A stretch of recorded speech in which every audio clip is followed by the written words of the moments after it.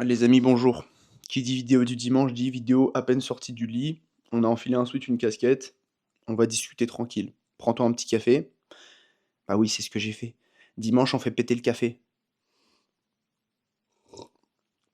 Ah, ASMR, incroyable. Est-ce que je vous ai dit que j'avais fait péter la machine à espresso de Longhi, juste ici derrière la plante? Exceptionnel, hein. Ça fait mon bonheur. Si vous aimez le café, investissez, hein. C'est une passion qui des fois peut coûter un peu d'argent. Mais quel plaisir! Franchement, si demain, tu me dis, tu gardes le même lifestyle, les mêmes revenus, tu vois, la même vie, mais tu influenceur café, ah, j'y réfléchis.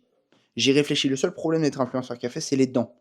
Les dents, tu vois, là, j'ai bu quelques gorgées, ça jaunit, mais direct, genre instant. Donc, flemme d'avoir les dents super jaunes, quoi.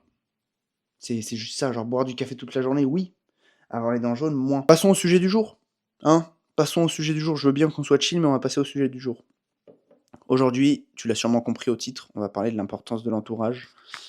Je vais t'épargner les platitudes du genre tu es la moyenne des 5 personnes qui t'entourent, pour essayer d'aller plus loin par rapport à ça.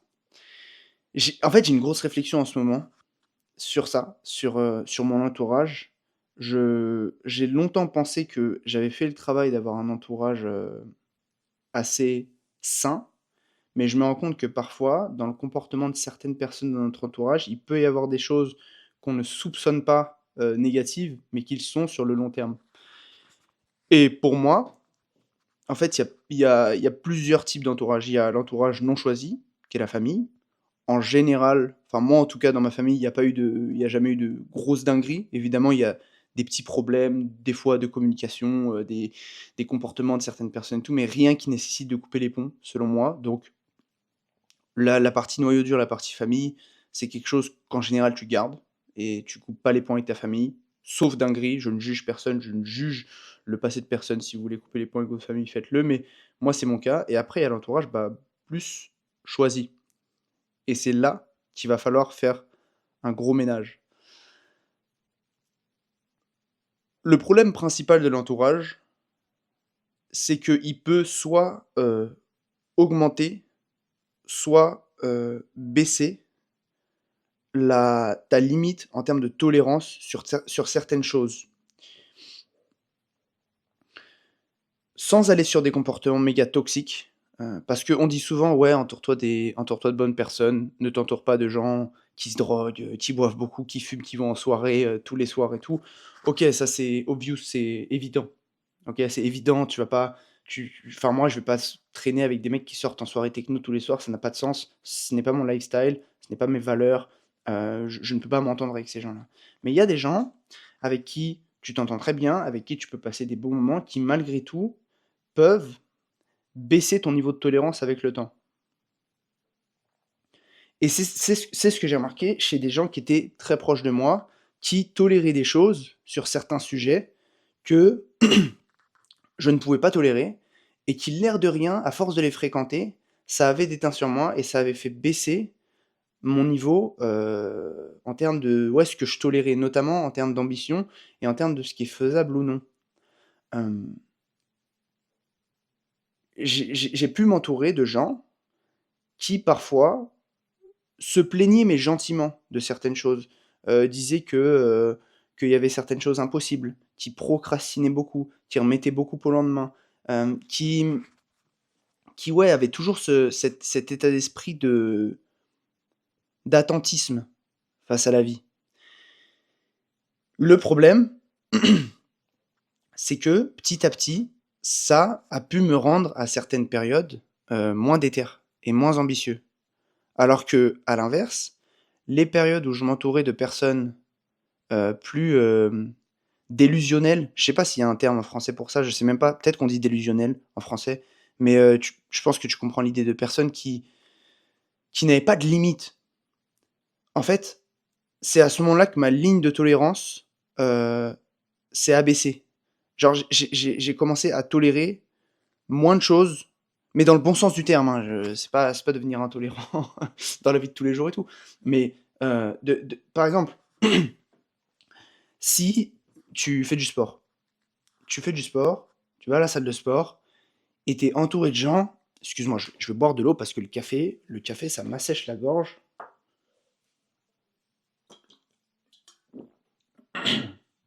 Ouais, tu fais du sport, tu es entouré de gens qui s'entraînent de manière très, très safe, très tranquille, entraînement, de remise en forme.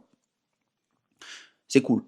Tu peux te dire que, a priori, c'est déjà mieux que 90-95 de la population. Parce que déjà, les gens vont à la salle de sport, ils s'entraînent juste pour se maintenir en forme, pour garder une bonne forme physique. Sauf que, si toi, ton envie, c'est d'exploser, je sais pas, des records, des records personnels, en termes physiques, en termes d'endurance, en termes de je sais pas quoi, bah, en fait, ces personnes-là, leur narratif, il va déteindre sur ton narratif de base et tu vas finir par penser que t'entraîner juste pour te maintenir en forme, c'est déjà OK, c'est déjà bien.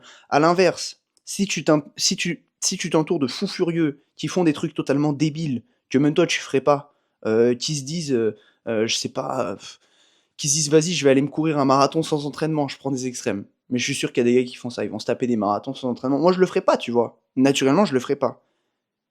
Mais si j'ai genre 3 ou 4 personnes dans mon entourage qui font ce genre de trucs débiles, il y a bien un moment où mon curseur, il va augmenter. Même si je vais pas jusqu'à, courir un marathon sans entraînement.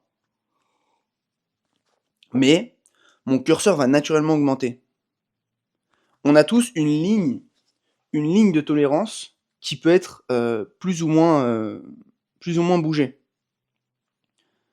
Ce qui est tolérable ou non, ça dépend, je pense, d'un certain caractère qu'on a naturellement, mais aussi énormément de notre environnement. Ça dépend énormément de notre environnement. Je me rappelle quand j'étais à l'école, t'avais, on était en cours de maths, et moi en maths j'étais le cancre, hein. J'étais le cancre de service en maths, et pourtant j'étais bon à l'école. J'étais l'élève assez bon en foutant un peu la merde, tu vois. Je foutais la merde, mais j'étais bon quand même parce que j'avais ce que les professeurs appelaient des capacités. Et par contre, en maths, j'avais aucune fierté. En maths, j'étais nul, je l'assumais, et voilà, j'avais entre 2 et 5 de moyenne toute ma vie, tu vois. Donc ça rend les copies, et moi j'ai ma note de cancre, hein, comme d'hab, et t'as le premier de la classe qui reçoit un 17,5 sur 20. Et il se met à pleurer. Genre vraiment, littéralement, il se met à pleurer, et tu sais ce que c'est. À l'époque, le collège, les gens sont méchants. Le monde est méchant au collège. Donc, tout le monde commence à rigoler, à se moquer. Tout le monde commence à dire: «Ouah, Thomas», il s'appelait Thomas, «Thomas, t'abuses». Enfin, c'est déjà bien, tu vois? Mais en fait, lui, oui, objectivement, c'est déjà bien d'avoir 17,5 sur 20 en maths. Mais c'était en dessous de son seuil de tolérance. Il ne pouvait pas tolérer ça. Et pour garder la thématique des études, un conseil que j'ai beaucoup entendu pour réussir ses études, c'est de se mettre au premier rang. Parce qu'au premier rang, tu as les grosses têtes. Et quand tu t'entoures de grosses têtes qui passent leur temps à réviser, qui passent leur temps à avoir des bêtes de notes, ça devient ta nouvelle réalité. En fait, tu peux littéralement changer ta réalité et changer tes attentes dans la vie en t'entourant des bonnes personnes.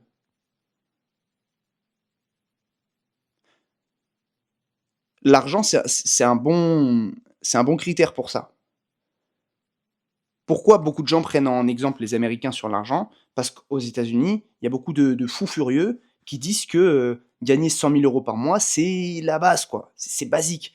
Oui, si on revient dans la réalité, ce genre de phrase n'est pas raisonnable. C'est pas raisonnable de dire ça, que 100 000 euros par mois, c'est OK, c'est rien. Mais imagine, tu passes ta vie entouré de ce genre de discours.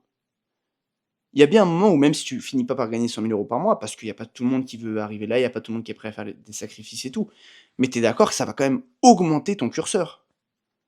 Ça va quand même baisser ta ligne de tolérance et augmenter le curseur par rapport à ce que tu veux atteindre. Et peut-être qu'à force d'être entouré de gens qui disent que gagner 100 000 euros par mois, c'est de la merde, bah, tu en gagneras, entre 8 et 15, tu vois? Ce qui est archi bien. Genre si là on sort de YouTube, du monde de l'infoprenariat, business et tout, gagner entre 8 et 15 000 euros par mois, enfin c'est énorme. Factuellement, c'est énorme. C'est beaucoup.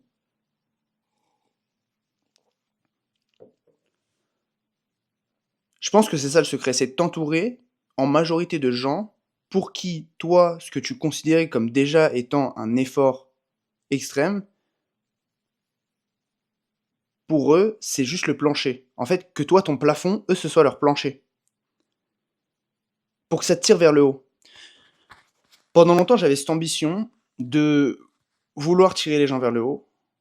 J'avais cette quête quasiment, enfin, un peu implicite, en fait, j'ai remarqué ça a posteriori, mais je voulais un peu sauver les gens, tu vois.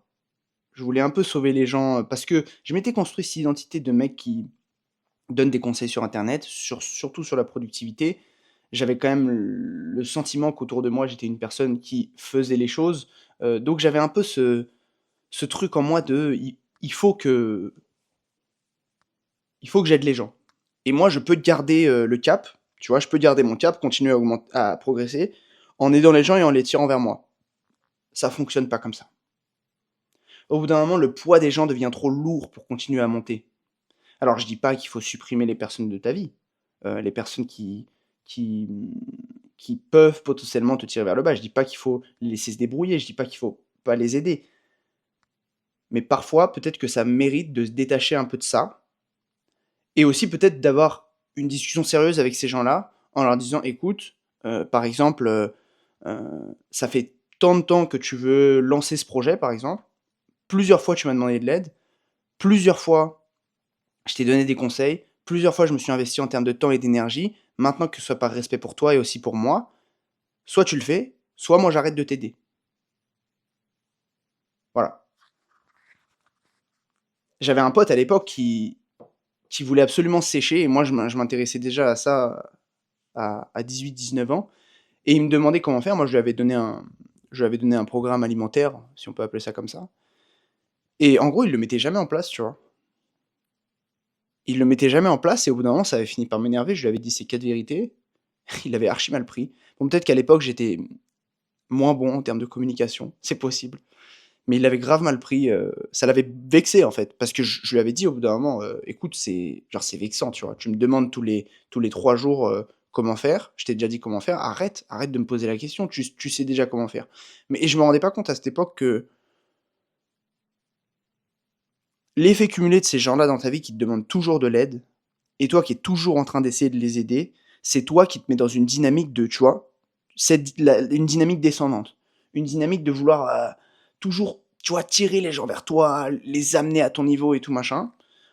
Mais il faut pas négliger le fait d'avoir des gens qui font des trucs qui te font te dire: «Waouh, c'est chaud là.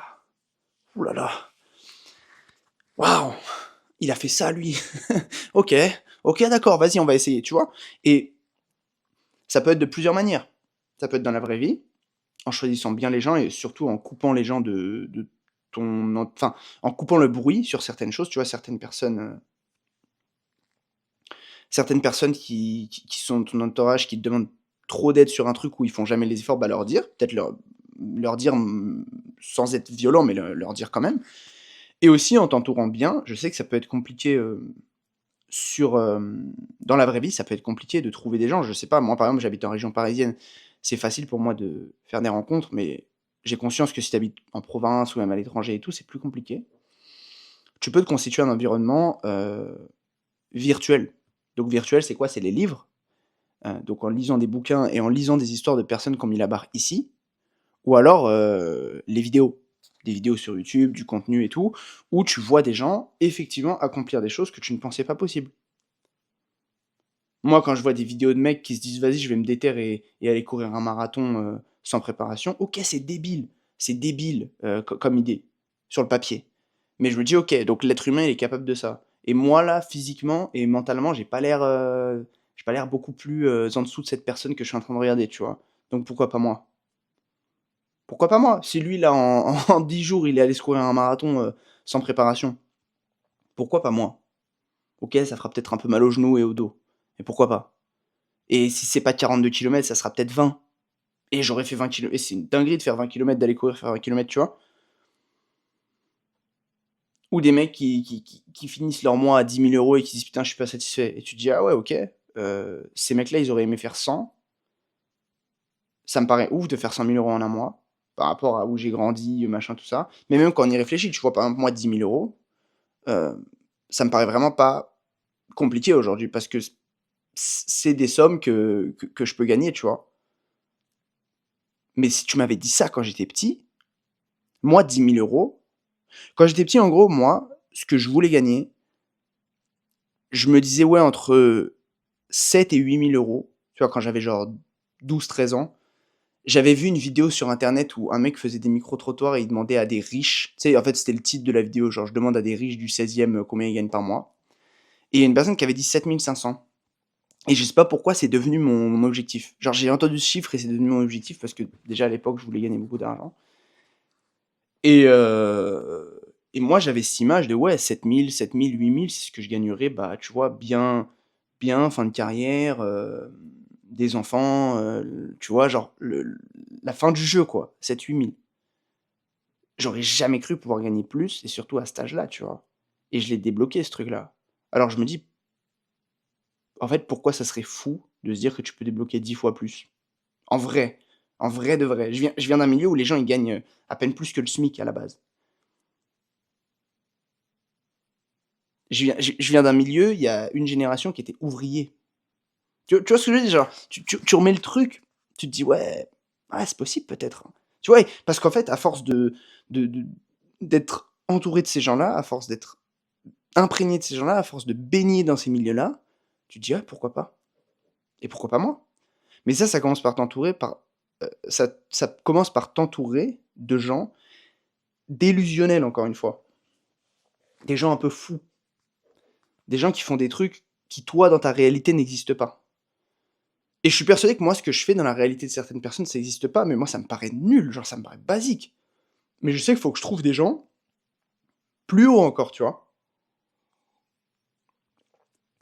Et ne pas toujours être tiré vers le bas, tu vois. Ne pas être toujours être tiré par les gens qui, eux, demandent de l'aide et eux ne passent pas à l'action.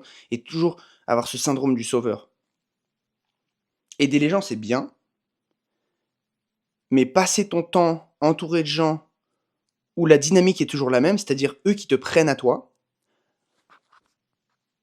déjà c'est prenant sur le long terme, et aussi ça te met dans une dynamique, encore une fois, descendante. Je dis pas qu'aider les gens, ça te fait, c'est mauvais et tout. C'est ce que je fais de ma vie. J'aide des gens sur les réseaux. Je fais des vidéos gratuites depuis 5 6 ans. C'est des vidéos où j'aide les gens, en fait. Je donne des conseils et j'accompagne des gens à générer des revenus grâce aux réseaux sociaux, grâce à mes accompagnements payants. J'adore aider les gens. Mais quand ça prend une trop grosse part de ta vie et que tu t'entoures jamais de gens qui, eux, t'aident, c'est problématique. Encore une fois, il y a plein de choses pour y arriver. Comme je t'ai dit, crée-toi un bon environnement déjà physique et digital. Digital, c'est beaucoup plus facile. Suis les bonnes personnes sur les réseaux. Accepte de te faire accompagner par des personnes qui ont 1, 2, 3, 10 niveaux de plus que toi. Paye pour se faire accompagner. Moi, il n'y a pas une fois où on en reparlera dans une autre vidéo, je pense, mais il n'y a pas une fois où j'ai investi en moi où j'ai regretté. J'ai jamais regretté parce qu'en fait, soit c'est archi rentable, que ce soit financièrement ou autre, hein, mais soit c'est archi rentable, soit ça t'apprend. Genre si l'investissement était mauvais, entre guillemets, ça t'apprend quelque chose, ça t'apprend toujours quelque chose d'investir. Donc investis en toi, paye des gens pour avoir accès à leur savoir, paye des gens pour devenir leurs potes aussi. Moi, en réalité, il y a beaucoup de gars qui ont pris mon accompagnement. Aujourd'hui, je les considère quasi comme des potes. Il y a pas tout le monde qui aujourd'hui peut m'envoyer un DM sur Insta à froid comme ça et me dire viens on va boire un verre. Franchement, il y a pas tout le monde. La plupart du temps, je vais refuser. C'est con, hein, mais en fait, j'ai 24 heures dans une journée, j'ai des choses à faire. J'ai quoi à gagner? Genre, t'es un, je ne te connais pas, t'as rien à m'apporter. A priori, peut-être que t'es intéressant et tout, j'en doute pas une seconde que t'es intéressant, mais j'ai quoi à gagner à venir boire un verre avec toi euh, parce que tu m'as envoyé un message sur Insta? Par contre, les gens qui ont pris mon accompagnement, on a créé un lien ensemble. Je les ai aidés, je leur ai permis de changer de vie, de générer des revenus sur les réseaux. On s'est parlé tous les jours pendant 3 mois. Le jour où la personne me dit ouais, je suis de passage sur Paris et tout, viens on va boire un verre, mais tous les jours. Et il y a des gens peut-être en commentaire que j'ai accompagnés qui pourront témoigner. Tous les jours. Parce qu'on a créé un lien en fait. Parce que maintenant, ces gens-là, ils ont accès à moi assez facilement. Parce qu'on a partagé un truc. Donc, rien que pour ça, ça peut valoir le coup de payer des gens pour t'accompagner. En plus du savoir qu'ils vont t'apporter, évidemment, en fait, au final, tu deviens quasiment ouais, leur pote, tu vois. T'es dans un cercle en tout cas, t'es dans un cercle dans lequel t'étais pas avant. Autre chose, c'est participer à des événements. Et dans cette vidéo, en vrai, je vais jeter une bouteille à la mer. J'en avais déjà parlé dans une vidéo sur cette chaîne. C'était mi-août. J'avais vraiment envoyé l'idée comme ça, d'organiser des repas, des dîners, euh, avec des gens intéressants et intéressés pour bien manger, bien boire et bien discuter. Parce que moi, c'est ce que j'aime, hein. J'aime les plaisirs de la vie et j'aime rencontrer des gens intéressants qui tirent vers le haut. Donc, je mettrai peut-être un formulaire sous cette vidéo. Pour ceux qui restent, je pense qu'il reste pas énormément de gens sous cette vidéo, enfin sur cette vidéo. Donc je mettrai peut-être un formulaire pour savoir si ça t'intéresse. À l'époque, en août, là, l'erreur que j'avais fait déjà, c'est d'annoncer le truc 2 semaines en avance alors qu'on était en plein été. La plupart des gens, il y a beaucoup de gens qui m'ont envoyé des messages en me disant j'aurais bien aimé être là, mais je serai en vacances. Et aussi, bah, j'avais trop cadré l'événement avant qu'il existe, avant de prendre des feedbacks. Donc je pense que je vais créer un formulaire pour savoir ce qui plairait le plus en termes de forme, si jamais c'est des dîners qui peuvent t'intéresser, pour manger avec des gens intéressants. Et en fait, pour être totalement transparent, j'aimerais bien après faire des trucs beaucoup plus complexes, tu vois, genre au début des dîners, et après avoir une forme, peut-être des week-ends, et après des retraites, quasiment des retraites sur 5 jours, une semaine, 10 jours même, des retraites thématiques, tu vois, ça serait incroyable, ça serait très stylé. Et on pourrait bah, créer un réseau, se tirer vers le haut, faire des choses ensemble. Et ouais, il faut que je profite de mon audience aujourd'hui pour rencontrer des gens intéressants. Et c'est aussi pour ça, tu vois, que j'aime bien faire des accompagnements, parce que je forme des gars qui après deviennent des gens qui peuvent m'aider, tu vois. Je forme des experts dans leur domaine. Je forme des experts en sport, en relations, en code, en automatisation, en j'ai des artistes aussi, enfin j'ai plein de trucs. J'ai plein de trucs et en fait, c'est des gens potentiellement qui maintenant font partie de mon réseau. Donc si tu veux faire partie de mon réseau, je te mettrai un formulaire en description, je sais pas encore si tu dedans. Remplis-le, pour, si ça t'intéresse ce genre de dîner et puis voilà. Néglige pas ton entourage, c'était la leçon du dimanche sous café. Le café est bientôt fini, ça veut dire que c'est la fin. Je te souhaite une bonne journée, je te dis à demain. Ciao.